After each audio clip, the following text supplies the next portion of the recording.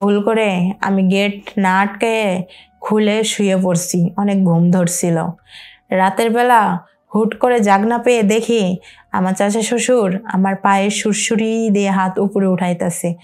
আমি তখন চমকে যেয়ে চাচা শ্বশুরে বলি, এগুলা কি করতেছেন আপনি? তখন বলে, আরে পাগল, এগুলা কিছু না, এগুলো সাধারণ বিষয়। তখন আমি বলি, আপনি না আমার চাচা শ্বশুর হন, আপনার ভাইয়ের ছেলে না আমার স্বামী হয়, রক্তের মানুষ হয়ে রক্তের সাথে এরকম বেইমানি কিভাবে করতে পারেন? তখন চাচা শ্বশুর বলে, রক্তের কি আছে, আমার ভাই তো গরিব, আমি তো বড় লোক, টাকা দিয়ে সব হয়। তখন বলে যে তোমার চাচি অসুস্থ, তোমার চাচির কাছে যাইতে পারি না, আর তোমার জামাই কি আমি এমনি এমনি বিদেশ দিয়ে পাঠাইছি? আমার ভাস্তারে কি আমি এমনি এমনি এত টাকা খরচ করে বিদেশ দিয়ে পাঠাইছি? ছেলে তো আমার ঘরে তো আছে, কই আমার ছেলেরে তো পাঠাইলাম না। তোমার ছেলেরে কিসের জন্য পাঠাইলাম? তোমার স্বামীরে।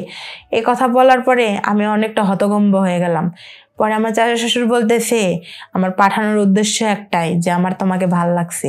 যেদিন প্রথম দিন তোমাকে আমি পাত্র যখন দেখতে গেছি আমরা পাত্রপক্ষের থেকে, সেই দিনই তোমার আমার অনেক ভাল লাগছে।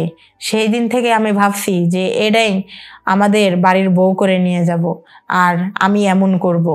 তখন আমি বলছি চাচা শ্বশুরকে যে আপনার মনের মধ্যে এতটা খারাপ, এতটা জঘন্য মন নিয়ে চলাফেরা করেন, আপনি একটা মানুষই না, আপনি একজন অমানুষ।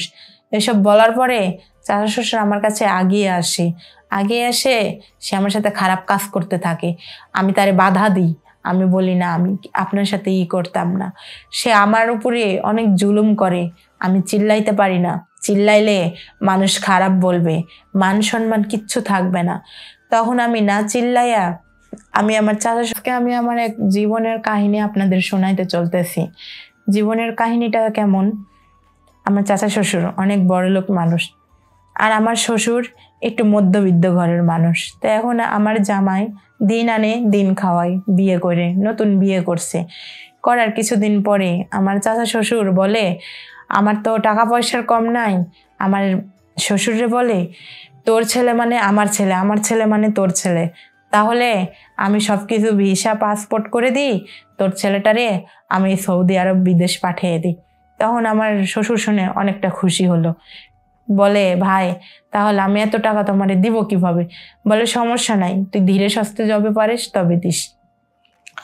এই কথা বলার পরে আমার জামাইয়ের কিছুদিনের মধ্যে পাসপোর্ট ভিসা বের হওয়ার পরে আমার জামাই প্রবাসে চলে যাওয়ার পরে আমার চাচা শ্বশুর একটু চ্যাংড়া মানুষ ছিল, আর আমার চায়েশ্বরী একটু বয়স্ক মানুষ ছিল, তার একটু অসুখ, তারা অসুস্থর কারণে সে অনেকটাই দুর্বল হয়ে পড়ছে। আমার চাচা শ্বশুর আমার দিকে খারাপ নজরে তাকাইতো। আমি শাড়ি পরে থাকি, তখন আমার চাচা শ্বশুর আমার কোমরের দিকে তাকায় থাকে। আমি অতটা বুঝতাম না, গুরুত্ব দিতাম না। একদিন হঠাৎ করে ভুল করে আমি গেট না আটকে খুলে শুয়ে পড়ছি। অনেক ঘুম ধরছিল। রাতের বেলা হুট করে জাগনা পেয়ে দেখি আমার চাচা শ্বশুর আমার পায়ে সুরসুরি দিয়ে হাত উপরে উঠাইতেছে। আমি তখন চমকে যেয়ে চাচা শ্বশুরে বলি, এগুলা কি করতেছেন আপনি? তখন বলে, আরে পাগল, এগুলা কিছু না, এগুলো সাধারণ বিষয়। তখন আমি বলি, আপনি না আমার চাচা শ্বশুর হন, আপনার ভাইয়ের ছেলে না আমার স্বামী হয়, রক্তের মানুষ হয়ে রক্তের সাথে এরকম বেইমানি কিভাবে করতে পারেন? তখন চাচা শ্বশুর বলে, রক্তের কি আছে, আমার ভাই তো গরিব, আমি তো বড় লোক, টাকা দিয়ে সব হয়। তখন বলে যে তোমার চাচি অসুস্থ, তোমার চাচির কাছে যাইতে পারি না, আর তোমার জামাই কি আমি এমনি এমনি বিদেশ দিয়ে পাঠাইছি? আমার ভাস্তারে কি আমি এমনি এমনি এত টাকা খরচ করে বিদেশ দিয়ে পাঠাইছি? ছেলে তো আমার ঘরে তো আছে, কই আমার ছেলেরে তো পাঠাইলাম না। তোমার ছেলেরে কিসের জন্য পাঠাইলাম? তোমার স্বামীরে। এই কথা বলার পরে আমি অনেকটা হতভম্ব হয়ে গেলাম। পরে আমার চাচা শ্বশুর বলতেছে, আমার পাঠানোর উদ্দেশ্য একটাই, যে আমার তোমাকে ভাল লাগছে। যেদিন প্রথম দিন তোমাকে আমি পাত্র যখন দেখতে গেছি আমরা পাত্রপক্ষের থেকে, সেই দিনই তোমার আমার অনেক ভাল লাগছে। সেই দিন থেকে আমি ভাবছি যে এটাই আমাদের বাড়ির বউ করে নিয়ে যাব, আর আমি এমন করব। তখন আমি বলছি চাচা শ্বশুরকে যে আপনার মনের মধ্যে এতটা খারাপ, এতটা জঘন্য মন নিয়ে চলাফেরা করেন, আপনি একটা মানুষই না, আপনি একজন অমানুষ। এসব বলার পরে চাচা শ্বশুর আমার কাছে আগিয়ে এসে সে আমার সাথে খারাপ কাজ করতে থাকে। আমি তারে বাধা দিই, আমি বলি না আমি আপনার সাথে করতাম না। সে আমার উপরে অনেক জুলুম করে, আমি চিল্লাইতে পারি না, চিল্লাইলে মানুষ খারাপ বলবে, মান সম্মান কিচ্ছু থাকবে না। তখন আমি না চিল্লাইয়া আমি আমার চাচা শ্বশুরকে আমি মানা করি। আপনারাই বলেন, নিজের চাচা, একজন ছেলের নিজের চাচা, আপনাদের নিজের চাচা যদি এমন কাজ আপনার বউয়ের সাথে করে, তাহলে সেরকম চাচা থাকার থেকে মরে যাওয়া অনেক ভালো। তখন আমার চাচা শ্বশুর আমার সাথে এমনভাবে খারাপ কাজ প্রতিদিন করতে থাকে। এইভাবে করতে করতে একদিন করে, প্রতিদিন রাতে এইভাবে আসতে থাকে আমার ঘরে।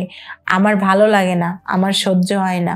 আমি তারে মানা করি, সে আমার মানা কথা শোনে না। সে একই ভয় দেখায় যে তোমার জামাইকে আমি বিদেশ পাঠাইছি, তোমার জামাইকে আমি টাকা পয়সা খরচ করছি তোমারে পাওয়ার জন্য। আমি এসব সহ্য করতে না পেরে আমি বাপের বাড়ি চলে যাই। ওইখানে আমার চাচা শ্বশুর প্যাঁচ খাটাইছে। দেখেন কেমন প্যাঁচটা আমার চাচা শ্বশুর খাটাইছে। আমার জামাইয়ের কাছে ফোন দিয়ে বলে, তোর বউ ভাত খাইবে না, তোর বউ বাপের বাড়ি চলে গেছে, সংসার করবে না। তখন আমার স্বামী আমারে ফোন দিয়ে বলে যে তুমি তো কখনো আমারে বলো না আমার সাথে কথা বলো, তুমি নাকি আমার ভাত খাবা না, আমার বাড়ি থেকে এইভাবে চলে আইসো। আমি বলি না, তোমার ভাত খাবো, কিন্তু আমি তোমার বাড়ি এখন যাব না, তুমি আসো আমি তোমার বাড়ি যাব। এ কথা বলার পরে স্বামী বলে, আচ্ছা ঠিক আছে, তুমি তাহলে তোমার বাপের বাড়িতেই থাকো, আমি যাওয়ার পরে আমি যেয়ে তোমারে নিয়ে আসবো। আমি বললাম আচ্ছা। স্বামীর সাথে কথা বলার পরে চাচা শ্বশুর তো ওইদিকে মন মানতেছে না। চাচা শ্বশুর জামাইয়ের কাছে গিরিঙ্গি বাঁধায় যে তোর বউরে নিয়ে আয়, বাড়িতে নিয়ে এসে থো। এইভাবে করতে করতে আমার জামাই বলে যে তুমি কি আসলে আমার বাড়ি আসবা না? আমি বলি তুমি আসলে তো যাবো আমি। জামাইয়েরও ধীরে ধীরে মন ভাঙ্গা যায়।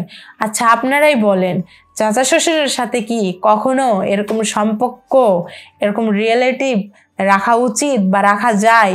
আর সে চাচা শ্বশুর মানে নিজের চাচা শ্বশুর, নিজের স্বামীর চাচার হয়, তার বাপ, নিজের স্বামীর বাপের ভাই তিনি।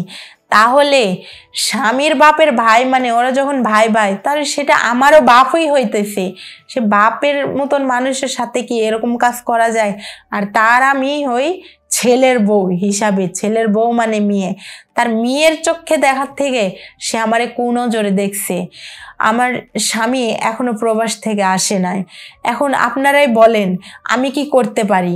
আমার স্বামী যদি এসে এরকম দেখে, আমার স্বামীকে আমারে ভাত দিবে না দিবে না?